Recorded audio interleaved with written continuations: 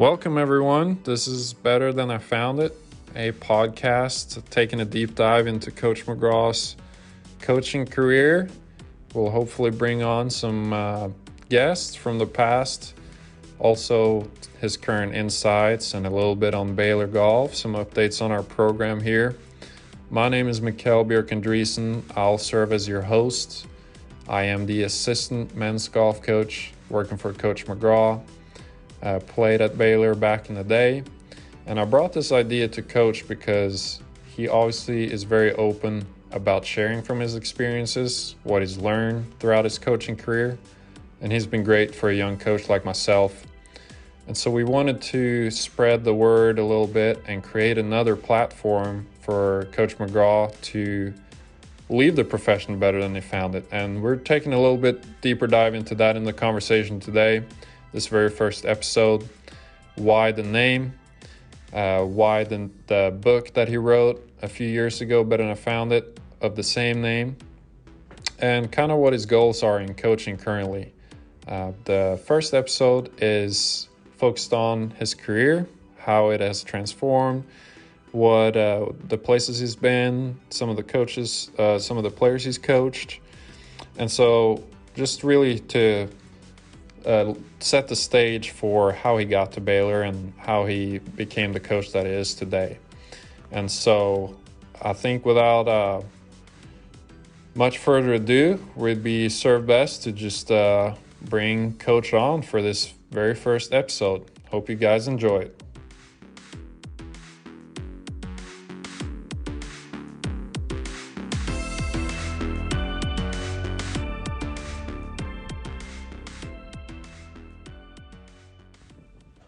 Coach McGraw, welcome to your very own podcast. Well, thank you, Mikkel. I appreciate that. Glad to be here.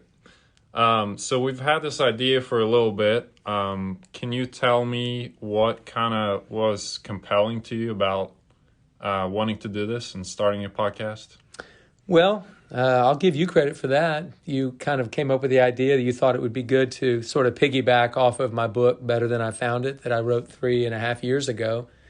And so I thought that'd probably be a good idea, and maybe to actually improve on or elaborate on some of the stories that I talked about in that book, but also bring some new information to the table, some new ideas, thoughts, coaching ideas. But I thought it was a really good idea to look into it and see if I couldn't expound upon the idea from the original book. Yeah. So we chose to name it the same as your book, Better Than I Found It. Can you tell us why the title of your original book? Well, the title didn't come until I was about 75% through with the book.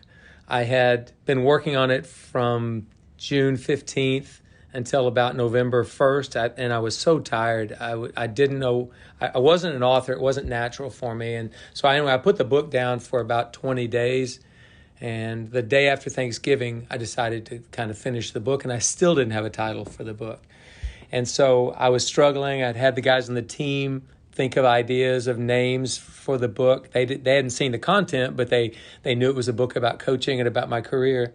But they still couldn't come up with anything that I liked. And I was at home with my wife one evening, and I was telling her about, man, I've tried everything I can to come up with a name for this book. And my wife, who's a little bit smarter than I am, and she uses her common sense a lot more than I do, she said, well, Mike, the first chapter is about your dad. Why don't you just come up with something he used to tell you or something that was important to you that you learned from him? And so I went through and just kind of came up with some ideas of all the things my dad had taught me.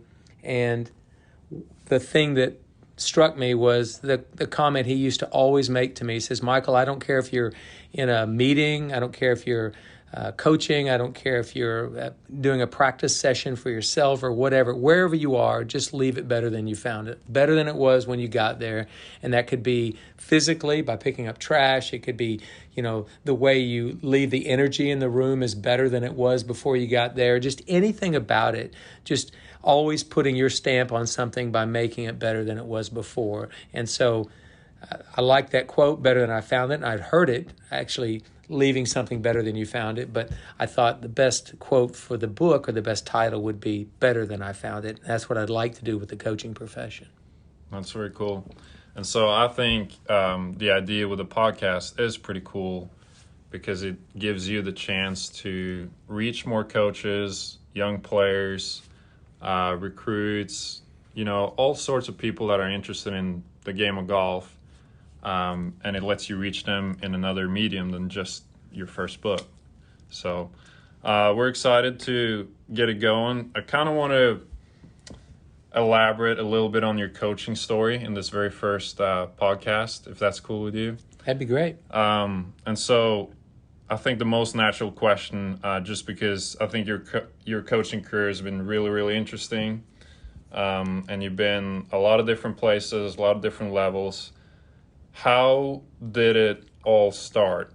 Because I suspect you didn't grow up wanting to necessarily be a coach, and that was your main goal in life. You're right about that. Like so many young players that I recruit, that you and I recruit, so many players from my era, the modern day, whatever, you kind of look at your heroes. And my two heroes were Jack Nicklaus and Ben Hogan. Ben Hogan from a time before I was growing up, and Jack Nicklaus right during the time I grew up. I thought I was going to be a professional golfer. I mean, it was so obvious to me. That's why I worked every day. That's why I went to the golf course early in the morning. That's why I stayed until late in the evening. I wanted to be a player, and I was a good player, not a great player. And I played Division II golf, so I wasn't a great player by any stretch. And it was one man. It wasn't my dad either, because my dad, I think, probably was smart enough to figure out I wasn't going to be a professional golfer. But a man named Art Proctor at Kickingbird Golf Course in Edmond, Oklahoma, where I was going to college and where I was working, and I was the junior golf director at Kickingbird. And one day, about 6 or 7 months after I'd graduated, I played a little mini tour golf already, but nothing spectacular. And Art was saying, Mike, you do a great job with the junior golf program. Maybe coaching is where you should be headed. And I didn't think about it at that time seriously and tried to play, mini tour golf for a while longer. But he planted a seed that day where he kind of said, I think you'd be a really good coach. I think you communicate well with people. I think you have a heart to help people. And so I think what Art said that day back in late 82, early 1983, probably planted a seed that I should one day be a coach. And when my playing days were over shortly thereafter, it was obvious that that's where I thought I should be. Yeah. Maybe you needed to make a few more birdies too. Oh, you think? So you get into high school coaching in Oklahoma. You're the assistant at Memorial High, is that right, in Edmond? Yes, Edmond Memorial. You become the head coach at Edmond North, and then comes the part of your coaching career that I kind of want to touch a little bit more heavily on. In this episode is your time at Oklahoma State. So you start as the assistant men's coach. You were the head women's coach, head men's coach. You were literally every part of both programs, and you know it in and out. Can you maybe expand on some of the highlights from that time, what you enjoy the most at Oklahoma State? Let's do that first. Okay, well, I think before I get to Oklahoma State, that the two experiences I had coaching in Edmond were extremely valuable to me because, and I tell my players that, former players that today, it was like, you guys were helping train me to be a coach because I didn't know what I was doing. I was 25, 26, 27 when I was doing that initially, and I had no idea what coaching was about.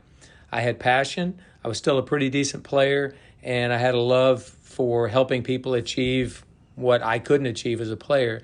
But I didn't know how to set up a team. I didn't know how to organize anything like that at all. I did it all, on the fly, if you will. I didn't really know what I was doing.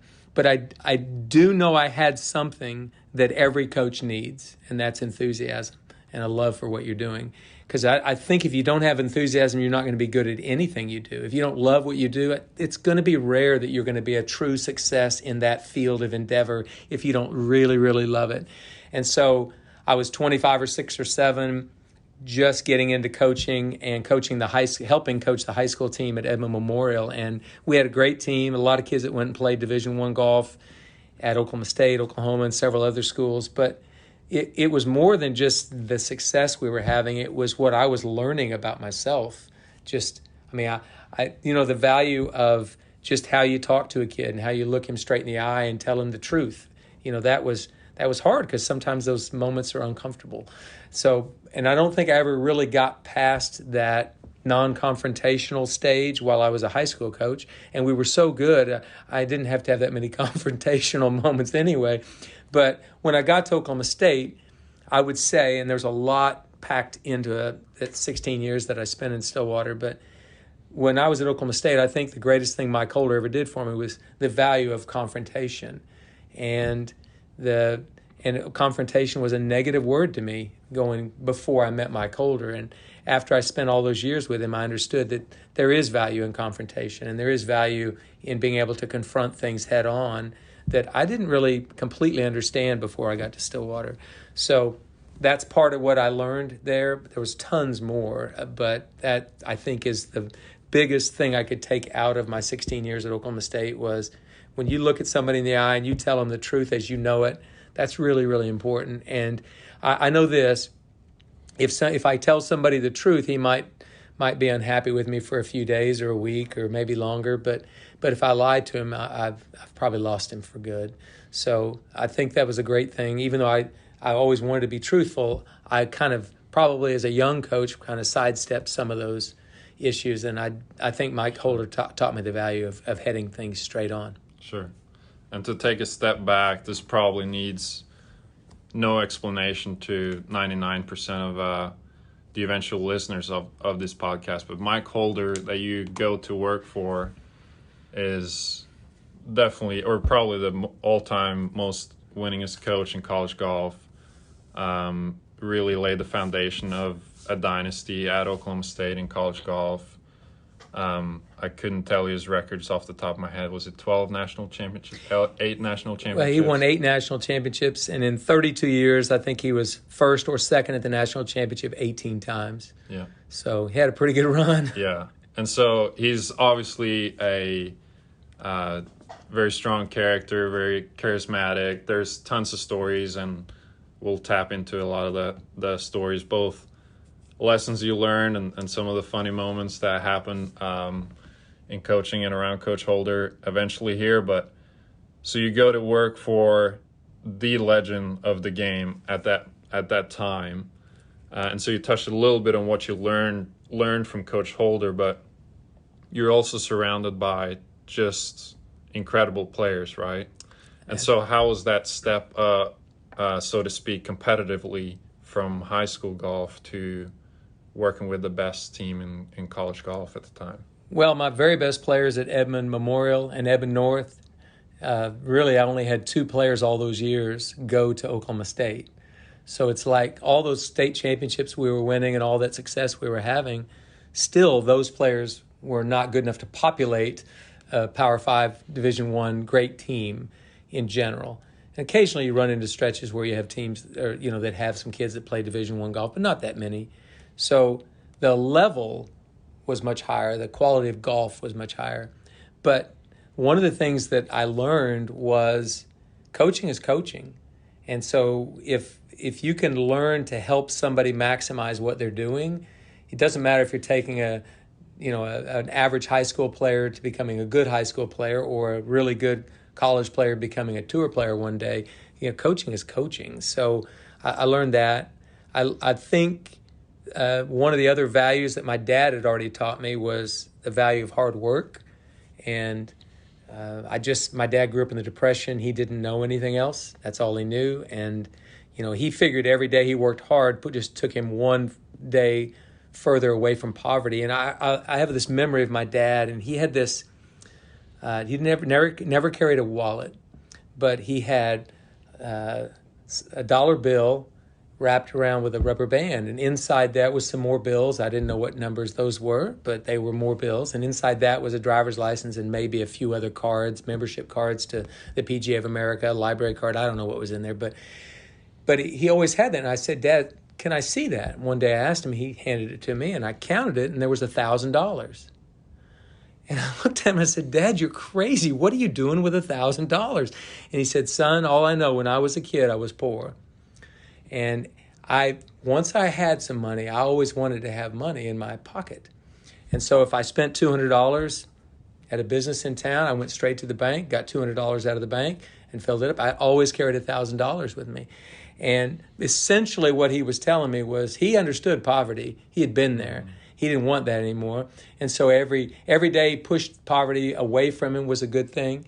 And he always felt like, symbolically speaking, $1,000 in your pocket, you're a rich man. So I learned that value of hard work from my dad. And crazy enough, Mike Holder was about 18 years younger than my dad, but he learned pretty much the same thing. His dad was a West Texas oilman, and they didn't have a lot of money, and they worked hard. And Mike was probably the hardest working guy I've ever been around. He was just like my dad. He worked all the time. And so it was very natural to work for Mike because I'd grown up working for my dad. My dad was a club pro, and I worked for him every day, picking up range balls, washing carts, cleaning clubs, storing clubs, vacuuming the carpet, filling the canning machine, the Coke machine. And the great thing about working for your dad when he was the club professional, it's either the great thing or the really challenging thing, was the boss was at home when you got at home that night. So you couldn't do a bad job at work because he was there at home. So I just think the value, the true value of working hard and what that could mean to you in life, I learned that from my dad, and then Mike Holder just kind of accentuated that or augmented that and kept it moving forward. So, so hopefully throughout this, our goal is to get a bunch of guests on the podcast from the time you were there, and also here at Baylor and before and after, and for it to serve as an extension of your book, so to speak. And so we'll dive deeper into all the ins and outs of your time at Oklahoma State. But I wanted to touch on, in this first podcast, the time that you were let go by Oklahoma State. And it's documented in the book, and you're very open about it. But I just wanted to, just get an auditory kind of version of it from your end in this podcast. Just kind of take us through how it happened, and just kind of how it transformed you as a coach, looking back at it now.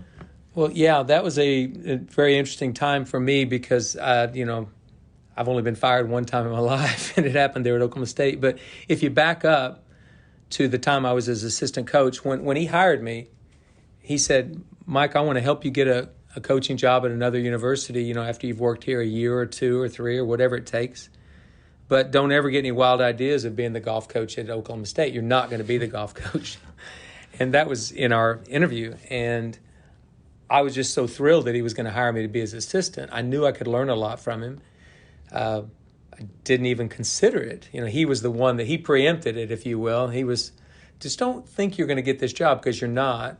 So I went to work for him in June of '97, and then in August of 2005, about 8 years later, when he had become the athletic director, his first hire was me as the golf coach at Oklahoma State. And you don't question, you don't look a gift horse in the mouth, as they say, but I did ask him, I said, "Mike, wow, I never expected this, because you told me the first day you hired me that I would never be the coach, that whoever replaced you as the third golf coach in the history of Oklahoma State would be an alum." And he said, "Well," he said, "all I know is when you go to hiring somebody, two things that are very important are work ethic and character. And you're not positive of what you're getting when you're hiring from outside." He said, "I had watched every day for 8 years. You get up and work hard." Those two questions were already answered from me, and I knew you would do a good job. So this wasn't a gift. You earned this over 8 years. So, and just to clarify, Mike Holder is the athletic director at Oklahoma State, and that's how he left the position, is to become the athletic director.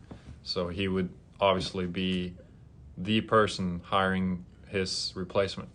Absolutely. And don't think it was lost on me that this was his baby that he was handing over to me. Sure. Just as Labron Harris, the first coach at Oklahoma State, had handed the program over to him in 1973.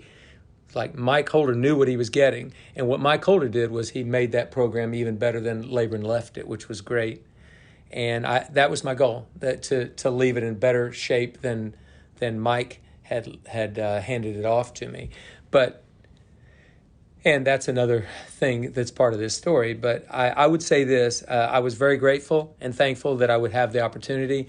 You've heard the old term, your New York Yankees job, and like, this is the job. If you ever thought there was a job you wanted, well, this was it. I grew up in the shadows of Oklahoma State University. I grew up in a town 40 miles north of the campus.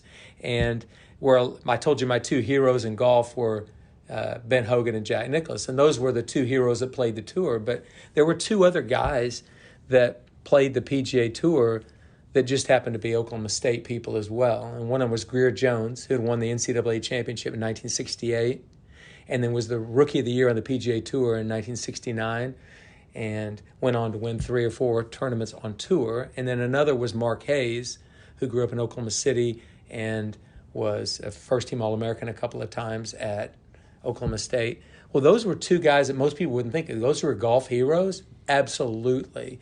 Mark Hayes hit as many practice balls as Ben Hogan. And to me, there was something almost spiritual about that. You know, just I could picture Mark Hayes' hands just being bloodied and the calluses.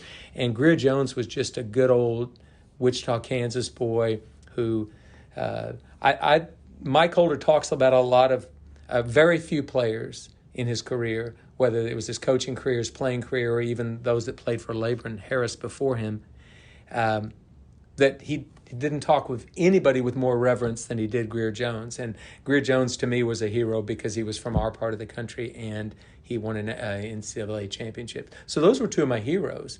So it's like, it wasn't lost on me, the history of the program at Oklahoma State. I knew all about it. I could still recite the media guide if you wanted to because I had it in my head and I'd lived through most of it.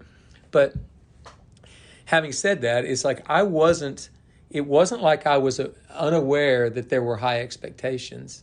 I knew what I was getting into. I went in eyes wide open.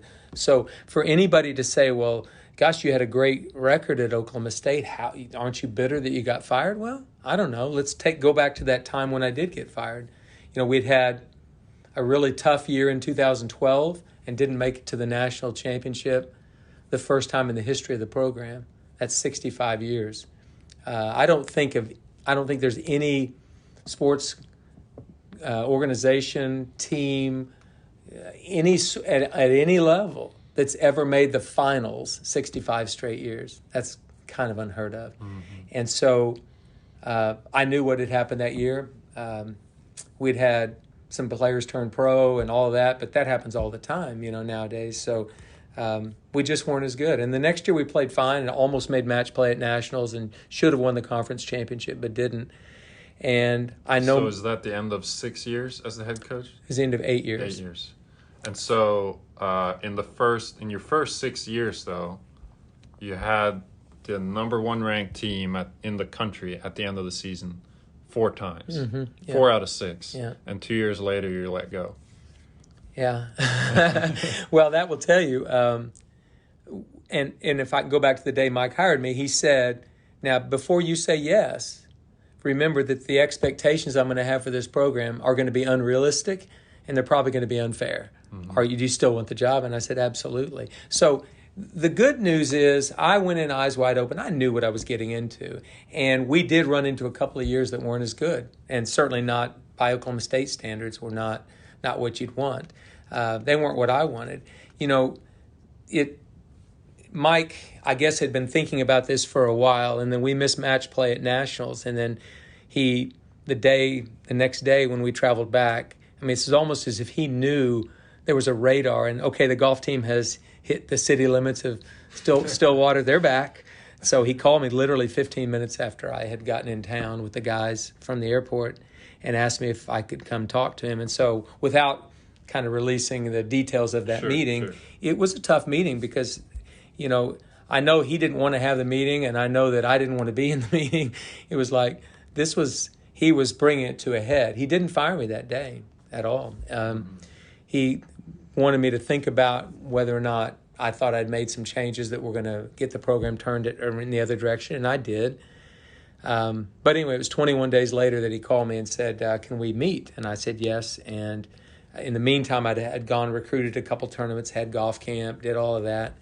And he came into my office out at Karsten Creek and said, hey, Coach, this is really tough on me, but I'm going to have to make a change. And so that was a tough thing to hear because I felt like we had turned the ship, righted the ship and turned it around. I felt like we were going to be really good the next year.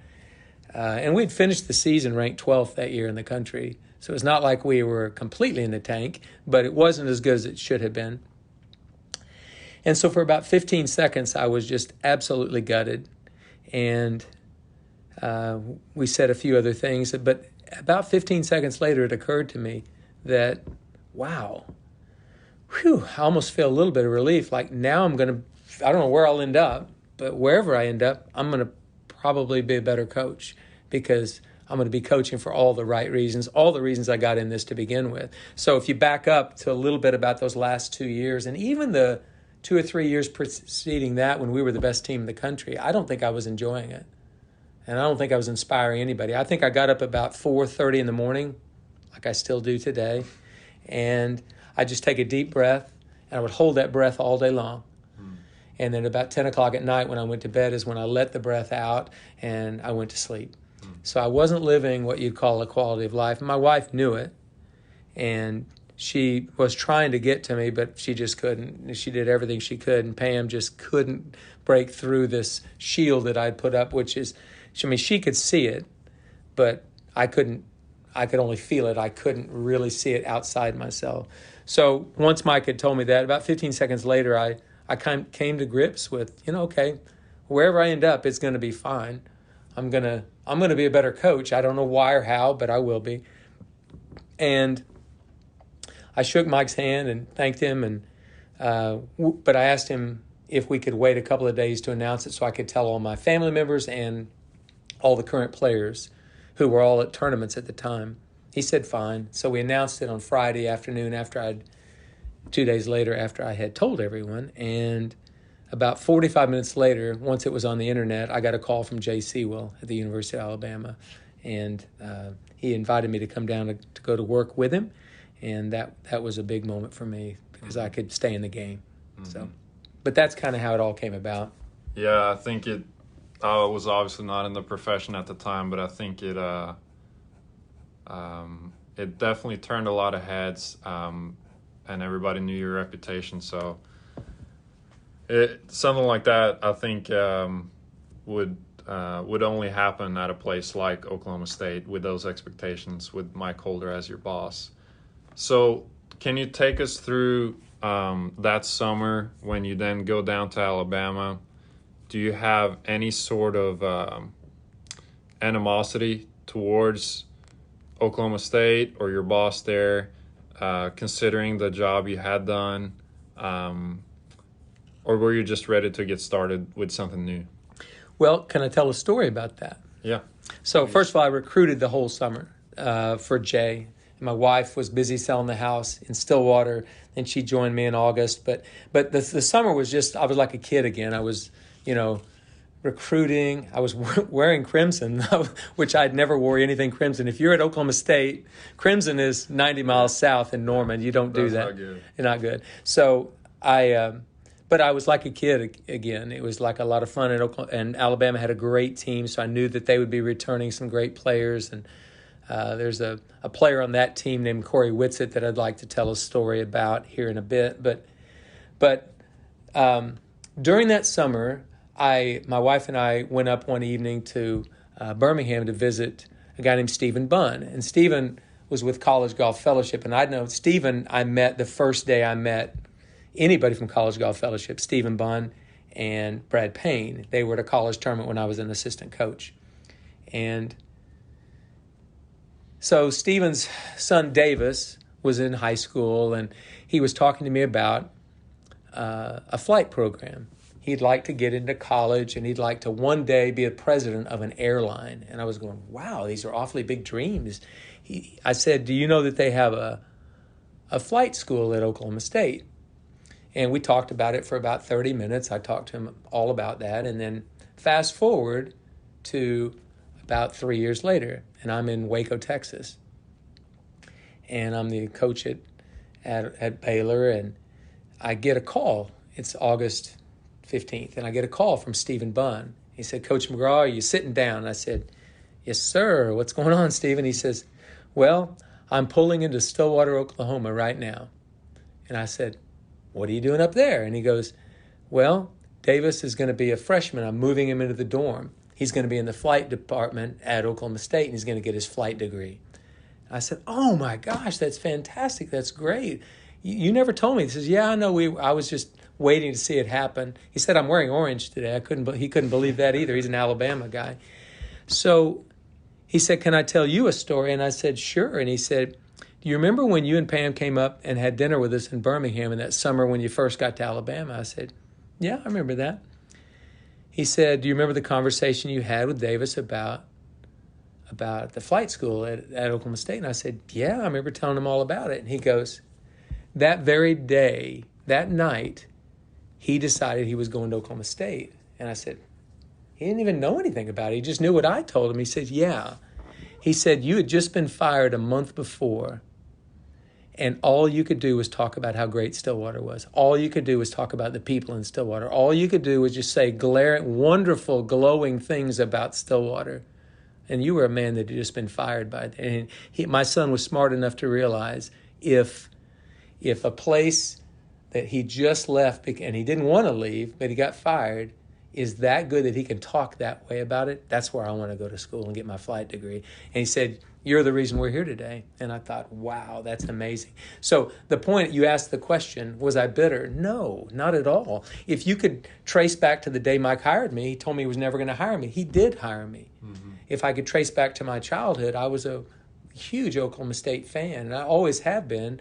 When Baylor's not in the field, I'm still an Oklahoma State fan. And Baylor's not playing in the football stadium, I'm still an Oklahoma State fan. It's like that's since the mid-'60s. Mm-hmm. So one of the things I did on the first day of practices at Baylor when you were a senior and you guys were in class that morning, I thought to myself, man, this is a great opportunity. I get to start a new life at Baylor, at a Power 5 school with a great program and a conference I know and all of this.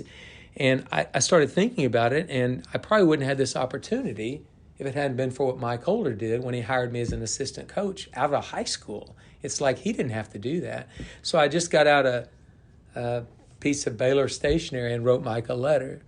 And I included that letter in the book, that Better Than I Found It, because I thought it was that important. And basically I was thanking Mike. You know, Mike, I never properly thanked you when I left. I shook your hand, but I never thanked you for what you did for me. So anyway, and I put that in the book because I wanted people to understand that it was very important that everybody understood. I was not bitter. I was not angry. I was disappointed and upset for a bit, but not bitter, because anybody that does that much for your career, you owe that man a lot. So a lot of people have a lot of things to say about Mike, but as far as I'm concerned, he always under-promised and over-delivered with everything he did for me. And so still a big OSU fan. It's just not when Baylor's playing. I can't be. That's just awesome perspective. And I think that speaks to the coach you are today and who you've always been, with that enthusiasm for coaching. And I think Coach Holder was right in the character he saw in you. But so I was a senior at Baylor going into my senior year when Coach Priest, that recruited me, left to move to Tyler to become the athletic director for the independent school district over there. And we were going to hire a new coach. I had no idea who it was going to be. I just heard rumors that it was going to be somebody really good.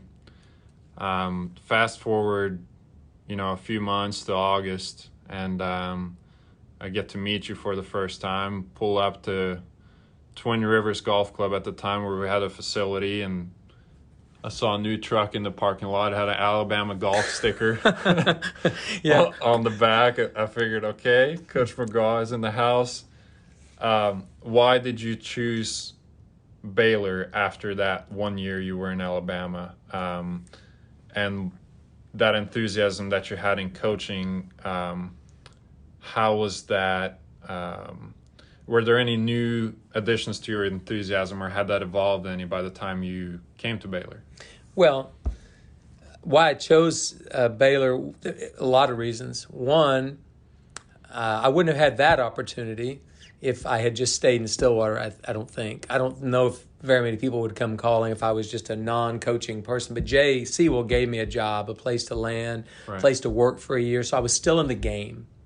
So when all these openings happened, there were 6 Division I Power 5 conference jobs open up in the same year. That never happens. Mm-hmm. And so Baylor happened to be one of them. And it's very late in the game, too. I'd already interviewed at several other places.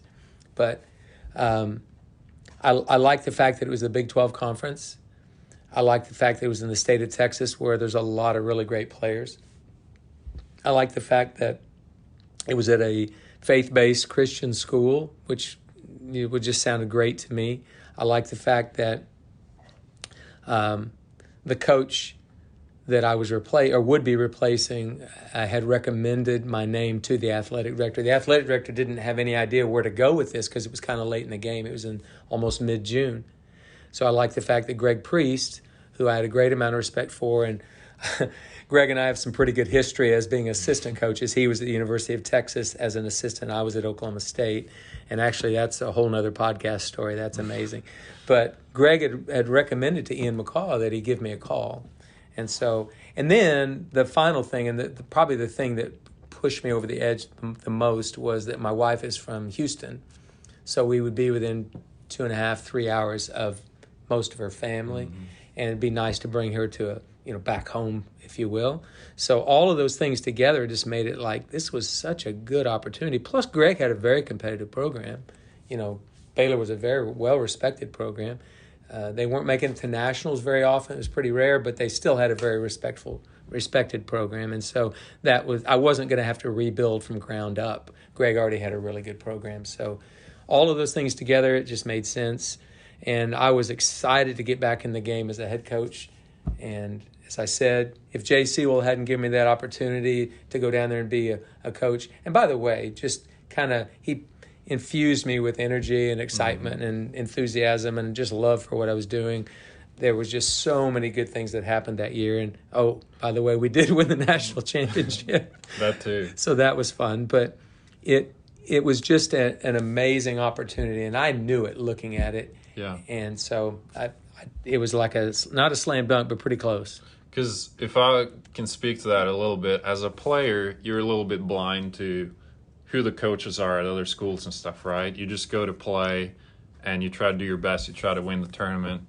And sure, I knew who you were when you were at Oklahoma State, but you don't really pay that much attention to other coaches that you weren't recruited by back in the recruiting process. And so what I thought was entering Baylor was a super experienced coach. Yes, that turned out to be correct. Pretty strong personality, but maybe a little bit, I don't know. You have used the phrase recently saying that you're in the December of your coaching career, so to speak. And so when you got to Baylor, you were probably in November or so. So I was kind of expecting Coach McGraw to come in. It's going to be a little my way or the highway, American style.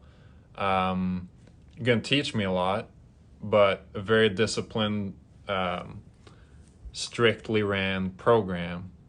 But what happened was I wasn't right on that. I was right that you were very experienced, but we did all kinds of stuff my senior year when you came in. Very first tournament, none of us looked at leaderboards. That was a thing we did, which, by the way, we won by 16. You had an incredible enthusiasm that I have not seen from other coaches, really, or there's nobody that is beating you on that enthusiasm. There's some that come close to matching it, in my opinion, but you had kind of a little bit of a childish enthusiasm in a way. And so I guess I'm just trying to dig down on that a little bit. Can you elaborate a little bit on some of the ideas that you were excited to test out, some of that kind of momentum that you had coming in with you, and how that kind of unfolded in you? Right. That's a good question. I think it goes back to, at some point that during that year at Alabama, I realized that the thing I'd been undervaluing as a coach, the quality that I had that I hadn't given a lot of, points for, if you will, I hadn't given myself a lot of credit for, was enthusiasm. When I was 27 years old and coaching as an assistant coach at Edmond Memorial High School, you ask any of those guys, and they're all in their late 40s and early 50s now. That's crazy that I've coached guys that are that age now. But they all they really knew was he's a pretty good player. I could at least play with all of them at the time. Mm-hmm. But he just loved what he was doing. And I think that you undervalue how that needs to be your best quality. That's just me. I'm just giving my opinion. And people can say, oh, there's got to be something more important. I don't know how anything could be more important than loving what you're doing and showing it in your actions and showing it in your tone of voice and your facial expression and the way you go about your business. It's like how that will not fire up other people. And you just said it right there. I had all this enthusiasm. Well, yeah, I was getting ready to start fresh, brand new. I get to start over like a new career, like a renaissance, like a brand new beginning. It was like, and by the way, Greg had left me a good enough program that I didn't have to start over. There was good players already in place. There were a lot of good things Baylor had going for it. So I was fired up to be here. I couldn't have been more excited. And Ryan Blagg, I knew that guy was a good coach.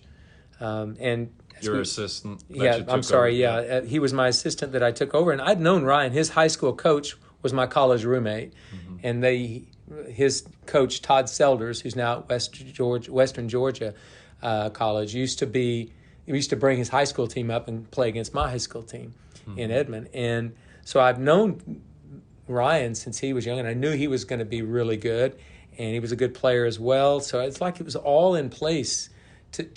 But it wasn't about the success. It was just about, I knew that if I'd bring in some enthusiasm, and part of it was like, I think I had you guys caddy for each other in qualifying. So if you caddied, your partner was Jim Smith, whomever, and you caddied, you tried to get the best score out of him as you could that day because that was your score too. And the next day you'd flip and he'd caddy for you. We did stuff like that. Yeah.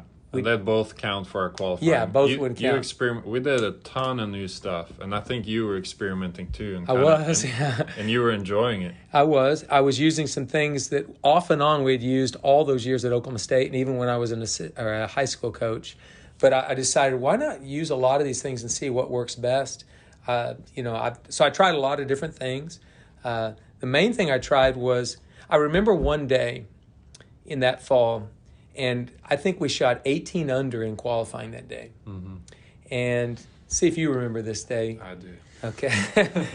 And I had yet to even frown at you guys that fall. Everything was exciting and fun. And I was telling Ryan Blagg as we were watching, guys were shooting really low that day, but I had one kid, club left his hands, another kid slammed a club, another kid yelled a cuss word. Just from a distance, I was watching all this take place. And so the guys one by one are reporting their scores from that day. And I looked at it and I said, well, if we were at a tournament, we'd have shot 18 under par for these four golfers. It's pretty good, but it's not good enough. And they were all looking at me like, who is this taskmaster? 18 under is not good enough? And I said, it has nothing to do with the score. And I spent the next 12 to 15 minutes telling you that 18 under meant nothing if you didn't handle yourself with class. That 18 under meant nothing if you didn't control your emotions. That 18 under means nothing if you can't carry yourself with dignity as a champion should carry himself. Because anybody can throw a fit. Anybody can throw a club. Anybody can do all those things. It takes a real champion to handle it the right way. And I was watching just yesterday on the PGA Tour. Michael Thompson won a golf tournament, and it started off ugly that first several holes. But he handled himself like a champion, and he knew he was going to win yesterday, and he did. Now, that doesn't mean you always win, but I knew that I didn't care about 18 under if we acted like jerks. And I said, you can look around at college golf and try to act like everybody else, or you can act like champions would act. And I sort of learned that from Mike Holder. He taught me that. It was like, he didn't allow any of that to take place. And I don't want kids to be void of emotion. It needs to be some emotion, excitement. It matters to you, so you care. But you always handle yourself with dignity and class. And if you're going to represent Baylor or your family or this golf team or this university. It's not going to be by throwing clubs and cussing and yelling. And Ryan Black told me that of the 6 years he worked for me here at Baylor, that was the best speech I ever gave. And so I got a thumbs up from Ryan, and I know you remember that speech. Yeah, vividly.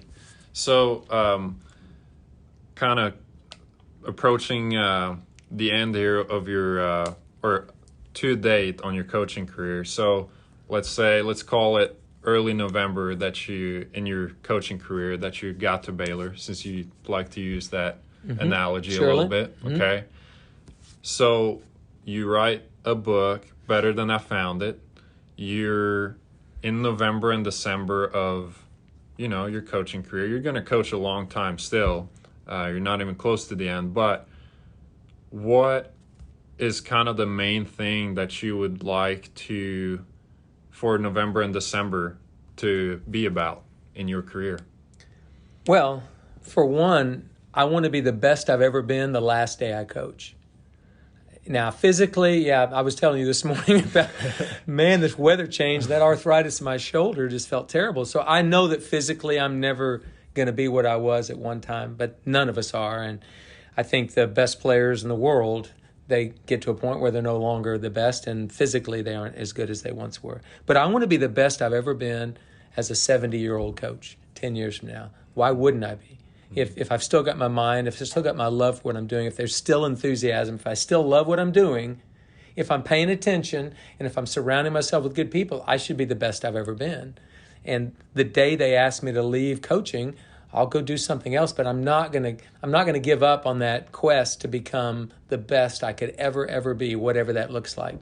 So the November, December of my career, writing that book was no accident. One, it was sort of therapeutic. It kind of brought to a close, that tough time in my life and how I made peace with it and moved on, but also a new beginning. So I wrote that book for that. I wrote that book for young coaches. I wrote that book for old coaches. I wrote that book to try to leave the profession a little bit better and to inspire somebody else to write a book even better. I still haven't seen anybody write one yet, but hopefully somebody will, I'd like to write another one someday, so we'll see if I ever do that. But the point is the last part of my career, I want it to be the best of my career. And that may not show up in victories. It might.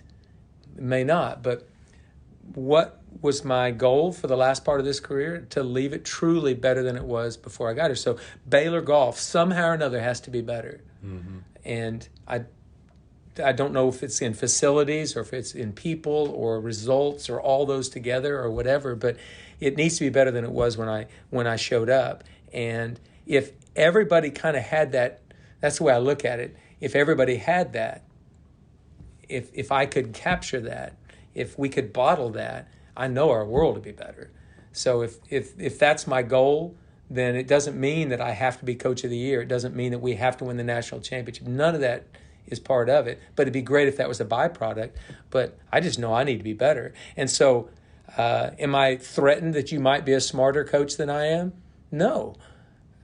You might be. I don't know. You're a young coach. You're just here brand new, and you and I are going to work together. I know we have the same goal, to leave Baylor better than it ever was before. You've chosen Baylor twice. So I look at that and I think there must be a reason he's here. But if I can look at it the last 10 or so or however many years I get to coach, I think they're going to be the best I've ever been. I don't know how. So going full circle then, the Better Than I Found It podcast that's the main idea, right? Is to bring it to more people. The book is out there, but you're sitting on tons of stories. I mean, I get to listen to them every day, right? Yes, you do. A lot of times when I want to and sometimes when I don't want to. But there's tons of stories, from your coaching that has great insight, but there's also a lot of funny moments that happen. And I think we want to use this podcast to, get that out to people in a different way than to add to your book, your already existing book, and potentially one more in the future or whatnot. You give so much back to the coaching profession. There's so many coaches from all sorts of levels that reach out all the time. So I think this will be good. And I think we've come to kind of a point of the first episode to where we'll see what the next one brings. Maybe it's a guest, maybe it's story time, or whatever is on the docket for Coach McGraw. Well, thank you for this was your idea, so I love it, and I think it's great, and I think it's going to be good for me to talk through some of these old stories, and it should be fun. But I'm very, very thankful that I have the opportunity to do this, and very glad to be here. Yeah, thanks, Coach.